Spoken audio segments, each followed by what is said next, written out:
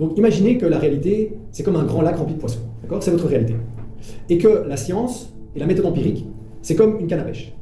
D'accord ? Qui vous permet de pêcher des connaissances dans ce lac. Le crochet de votre canne à pêche, c'est votre théorie. L'appât sur votre canne à pêche, c'est toute votre hypothèse que vous mettez en place, le contrôle de toutes les variables que vous avez mis en place, etc. D'hypothèse. Toute la construction logique en fait qui est autour de votre idée pour comme inciter la réalité, le lac, à mordre à l'hameçon. Et comme ça, vous pouvez pêcher une connaissance ou des faits à partir avec cette canne à pêche. Okay ?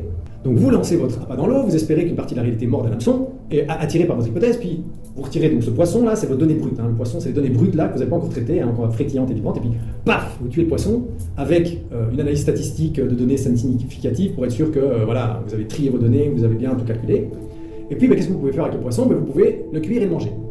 Et en fait, ça c'est le moment où quelque part votre hypothèse se transforme en une technologie que vous pouvez directement consommer littéralement. C'est-à-dire vous pouvez avoir un téléphone qui fonctionne sur base de ça, une voiture qui roule, etc.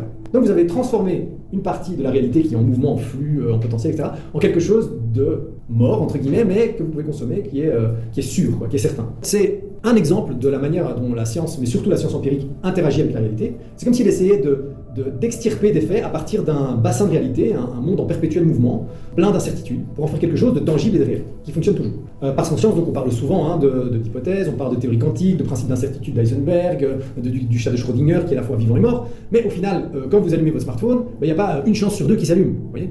Ça s'allume à chaque fois.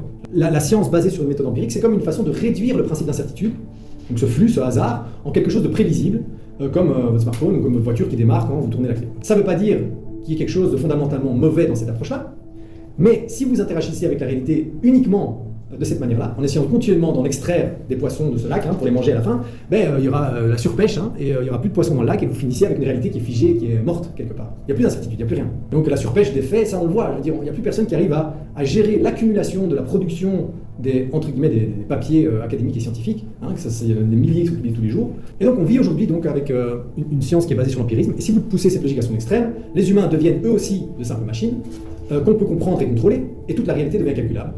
Et puis à partir de là, en fait, vous pensez avoir rassuré vos peurs de la réalité en la contrôlant à travers la science et la compréhension, mais en fait, vous avez tué tout ce qu'il y a de vivant en vous en même temps, vous voyez. Mais il y a d'autres façons d'interagir avec un lac rempli de poissons. Par exemple, vous pouvez vous baigner dans le lac, nager, et puis voilà, ça c'est aussi une chouette expérience.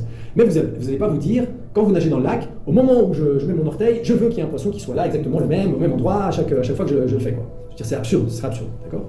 Donc vous essayez plus de contrôler la façon dont la réalité se comporte quelque part. Vous prenez plaisir aussi à ce flux, à cette expérience qui change et qui se transforme tout le temps.